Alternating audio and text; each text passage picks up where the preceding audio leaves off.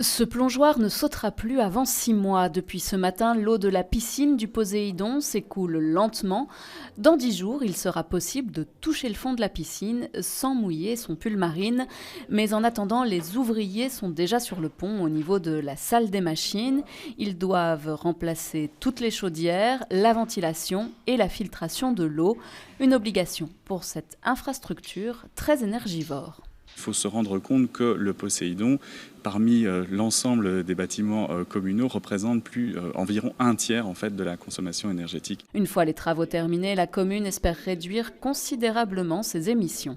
Ici, en termes d'économie d'énergie, les objectifs poursuivis, c'est de réduire au moins de 50% les consommations de gaz, au moins de 30% les consommations d'électricité. C'est ce qui se fait déjà. On est déjà dans cette tendance au niveau de l'électricité avec le placement des panneaux photovoltaïques, l'éclairage qui a aussi été renouvelé. Mais le gros consommateur, évidemment, c'est le coût du gaz, le coût de l'eau aussi, puisqu'on est dans une piscine. Et c'est sur ça qu'on va travailler le plus possible. La piscine n'avait pas connu de rénovation en profondeur depuis 2006. Alors pendant cette fermeture, d'autres travaux seront exécutés. On va enlever aussi tout ce qui est cabine, tout ce qui est accueil. Donc on a décidé de changer aussi l'accueil, améliorer aussi un peu le carrelage aussi au sein de la piscine même, et alors en rénovation un peu des douches et des sanitaires.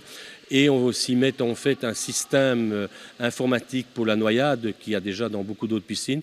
Et on va mettre aussi un appareil pour les PMR. Donc on profite vraiment de la fermeture au niveau technique. Pour l'ensemble du chantier, un budget de 6,5 millions d'euros a été prévu, mais seul un tiers est à charge de la commune. Durant la fermeture, les habitants de Woluwe-Saint-Lambert peuvent se rendre au même prix à la piscine de Sport City à Woluwe-Saint-Pierre. On a mis toutes les activités sportives, donc les clubs de natation, le club de water-polo. On a essayé de trouver des solutions dans les piscines en fait bruxelloises et même extérieures. Par contre, pour les écoles, les enfants devront se contenter d'autres cours de gym en attendant le saut dans le grand bain prévu pour début juillet.